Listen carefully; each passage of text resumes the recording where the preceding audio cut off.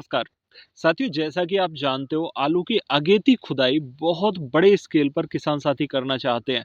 उसके पीछे का कारण क्या है कि अगेती खुदाई होने के बाद हमारे खेत में अगेती गेहूं की फसल भी हो सकती है। बहुत सारे ऐसे किसान भाई हैं जो बिल्कुल एक एक कूण जमीन में आलू की खेती कर रहे हैं। तो वो किसान भाई ये भी सोचते हैं कि अगर आलू की कुछ अगेती खुदाई हो जाए तो उसमें हम गेहूं की बिजाई कर सकें। गेहूं के रेट भी अब कम नहीं है, गेहूं का उत्पादन अगर ठीक है तो आपके खेत में गेहूं की फसल भी कम नहीं होगी। साथियों, यहाँ पर अगर हम इस माइंडसेट के साथ में चलते हैं कि अगेती खुदाई करने के बाद हमें गेहूं की बिजाई करनी है, तो वहां पर गेहूं की बिजाई करते समय आज की वीडियो में मैं आपको बताने जा रहा हूं कि कौन कौन सी सावधानियां रखनी चाहिए और उन सावधानियों के साथ में हमें ट्रीटमेंट कैसे कैसे करना चाहिए, ये विशेषकर हमें फोकस करना होगा। क्योंकि अगर आलू की फसल अच्छी हुई है और यहाँ पर आलू की फसल में आप ये भी ना देखें कि 8-10 कट्टा प्रति बीघा के हिसाब से आलू कम हो रहा है। आलू कम हो रहा है लेकिन रेट अच्छे हैं। अगर आप आलू की खुदाई करके निकाल देते हो और गेहूं की बिजाई कर देते हो तो गेहूं की फसल भी आपकी कम नहीं होने जा रही है। यहाँ पर आप 20 से 22 क्विंटल प्रति एकड़ तक का उत्पादन आसानी से ले सकते हो। अभी बहुत ज़्यादा समय नहीं गया है। पिछेती वैरायटियों में आप अच्छी वैरायटी का चुनाव करके रिजल्ट बहुत बढ़िया ले सकते हो। आज की वीडियो में हम फोकस करेंगे उन सावधानियों पर कि जब आलू की खुदाई करने के बाद हम गेहूं की बिजाई करते हैं तो हमें कौन कौन सी सावधानियां रखनी चाहिए। कारण क्या होता है कि हम गेहूं की बिजाई करते समय थोड़ी सी लापरवाही कर देते हैं, खासकर आलू के खेत में।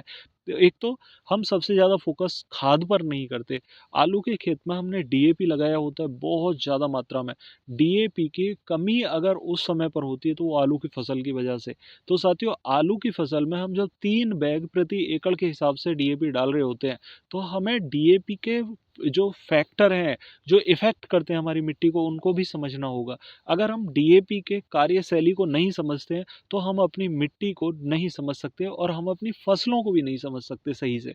साथियों, डीएपी जब हम ज़्यादा मात्रा में लगाते हैं, तो हमारी मिट्टी के अंदर जो हैवी पोषक तत्व होते हैं, सल्फर से डीएपी बिल्कुल अपोजिट तत्व है, यानी कि फॉस्फेट और सल्फेट दोनों को अगर हम मिलाते हैं, तो डीएपी उन सल्फेट वाले तत्वों को न्यूट्रल कर देती है।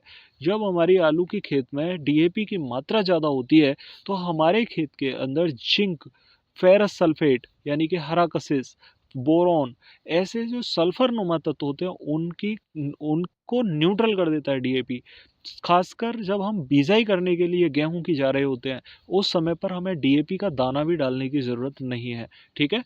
कारण क्या होता है कि डीएपी मिट्टी के अंदर हमने जो 3 बैग डाली होती है, हालांकि आलू की फसल को डीएपी बहुत ज़्यादा चाहिए होती है। आलू बहुत ज़्यादा डीएपी चाहता है, डिमांड करता है, लेकिन फिर भी वो पड़ी हुई सारी की सारी डीएपी को एब्जॉर्ब नहीं कर पाता और वो डीएपी हमारी मिट्टी के अंदर पड़ी रह जाती है और वो दूसरे पोषक तत्वों को न्यूट्रल कर रही होती है। इसलिए हमें गेहूं की फसल में डीएपी डालने की ज़रूरत नहीं होती। ठीक है।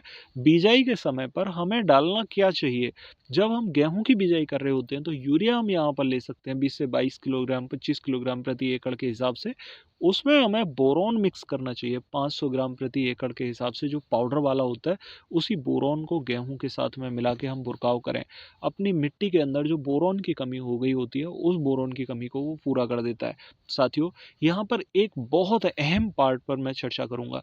बहुत सारे किसान साथी जब बिजाई कर रहे होते हैं आलू के खेत में, तो उनके माइंड में ये चल रहा होता है कि हम पहली सिंचाई कब करें। कारण क्या होता है कि जब आलू की खुदाई कर रहे होते हैं तो खेत कुछ हद तक सूखे भी होते हैं, कुछ हद तक गीले भी होते हैं। तो जो गीले खेत हैं उनमें तो अंकुरण ठीक हो जाता है, लेकिन जो सूखी मिट्टी होती है, जहाँ सूखी कहीं कहीं जगह होती हैं, वहाँ पर अंकुरण नहीं हो पाता। तो किसान साथी यहाँ पर थोड़े से चिंतित रहते हैं कि हमें सिंचाई कब करनी चाहिए। मैं आपको किसी भरोसे के साथ कह सकता हूँ कि 5 दिन के बाद आप कभी भी पानी लगा दीजिए। आपके खेत में यदि नमी है तो अंकुरण हो जाएगा, अगर नमी नहीं है तो वो पहली सिंचाई से अंकुरित होगा गेहूं आपका। यदि आपने अपने खेत में सही समय से सिंचाई नहीं करी तो आपको कई प्रकार के ऐसे सिम्टम्स देखने को अपने खेत में मिल सकते हैं, जहां पर कि आप इस टाइप के लक्षण देख पाओगे। जैसे यहाँ पर मैं आपको दिखाने जा रहा हूँ, ये पौधा है गेहूं का। ठीक है। ये अंकुरित होके आया है, पीला पड़ रहा है बिल्कुल, है ना, ऐसे लग रहा है जैसे इसे पोलियो हो गया हो। इस टाइप के जो पौधे हैं आपके खेत में भी ना हो। ये देखिए, यहाँ पर ये पौधा आप देख पा रहे होंगे, ये बिल्कुल पीला पड़ गया है, अंकुरण हो गया लेकिन मिट्टी के अंदर दबे पड़े हैं। इस टाइप की अवस्था में हमारे पौधे को जल्दी से ऊपर निकालने के लिए पहली सिंचाई अति आवश्यक है। दूसरा पार्ट एक होता है कि जो जानवर होते उड़ने वाले जो पक्षी हैं वो हमारे पौधे को निकाल के वहाँ पे खाते रहते हैं, बहुत सारा डैमेज कर देते हैं। हमारी एक तो अंकुरण जो प्रक्रिया है वो ही 60 से 65% 70% लास्ट होती है। उसमें भी बहुत सारे पक्षी हमारे अनाज को निकाल के ख़त्म कर देते हैं। तो 40-45% 50% अनाज का अंकुरण हो पाता है। तो खेत बहुत दूर दूर जर्मिनेट होता है। इससे बचाव करने के लिए हम पानी पहला जल्दी लगा दें।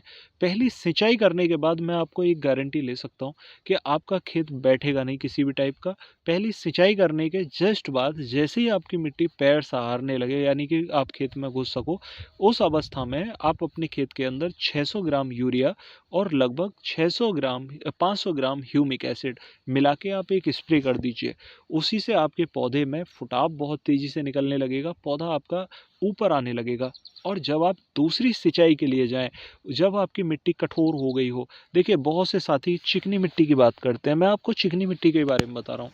मेरे ज़्यादातर खेतों में चिकनी मिट्टी है, भुरभुरी मिट्टी भी है और अगर देखा जाए तो दोमट मिट्टी भी है। ये चिकनी मिट्टी है, काली मिट्टी बिल्कुल। तो ये चिकनी मिट्टी के ही लक्षण मैं आपको बता रहा हूँ। चिकनी मिट्टी में भी आप 5 से 6 दिन पर पानी लगा दीजिए, कोई दिक्कत नहीं आएगी। दूसरा पार्ट, जब आपकी मिट्टी पैर सहारने लगे और दूसरा पानी आप लगाने के लिए जा रहे हो, तो वहाँ पर आप जिंक लगाइए। जिंक आपके गेहूं के अंदर, क्योंकि डीएपी आलू की फसल में लगा होता है, वहाँ जिंक को वो दबा देता है।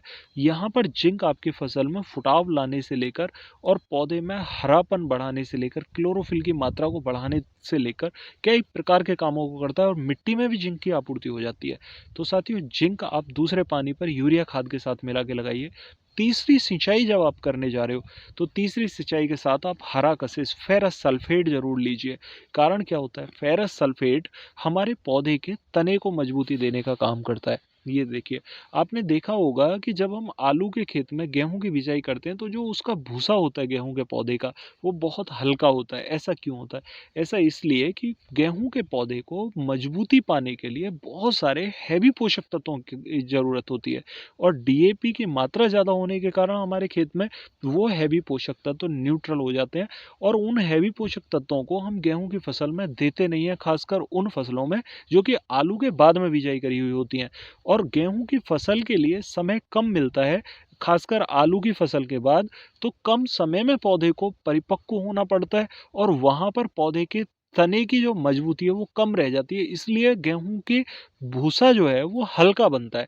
आपको समझना होगा कि गेहूं के लिए जो हैवी पोषक तत्व हैं वो हमें पानी के अनुसार देने चाहिए। तो तीसरा पानी जब हम लगाएंगे, उसमें हम फेरस सल्फेट यानी हरा कसिस लगभग 5 से 6 किलोग्राम प्रति एकड़ के हिसाब से, उसके साथ में मिक्स करेंगे हम कैल्शियम क्लोराइड। कैल्शियम क्लोराइड हमारे लिए बहुत फायदेमंद होता है साथियों। उसे मिला के हम भुरकाव कर देंगे यूरिया के साथ मिला के, और यूरिया के साथ मिला के लगाने के बाद में हम पानी लगा देंगे। तीसरा पानी लगने के बाद सिर्फ हमें एक स्प्रे देना होता है और उस स्प्रे में हम पोटास लगाएंगे। पोटास 0050 प्लस यहाँ पर हमें बोरॉन मिक्स करके एक स्प्रे देना होगा। वो हमारे पौधे की परागण की प्रक्रिया को बहुत बढ़िया करता है। इससे हमारे पौधे में फल बहुत बढ़िया बनेगा, दाना अच्छा भरेगा और मैं भरोसे के साथ कह सकता हूँ कि आप 20 से 22 क्विंटल प्रति एकड़ का उत्पादन ले पाओगे। इससे ऊपर ही रहेगा, डाउन नहीं होगा, अगर आप नई किस्म का चुनाव कर लेते हैं। किस्मों के चुनाव के लिए एक प्रॉपर वीडियो मैं आपको ज़रूर दिखाऊंगा, जिसके माध्यम से आप टॉप 5 किस्में जो पिछेती हैं उनको समझ पाओगे और अपने खेत में उनकी बिजाई कर पाओगे। साथियों, आशा करता हूँ आप मेरी बात समझ पाए होंगे। फिर भी अगर आपकी कोई क्वेरी हो तो कमेंट बॉक्स में ज़रूर पूछेगा और यदि चैनल पर नए आए हैं तो चैनल को सब्सक्राइब करना बिल्कुल ना भूलें, क्योंकि इस टाइप की ज़रूरी जानकारी मैं आपको देता रहता हूँ। मिलते हैं अगली वीडियो में, तब तक के लिए नमस्कार किसान साथियों।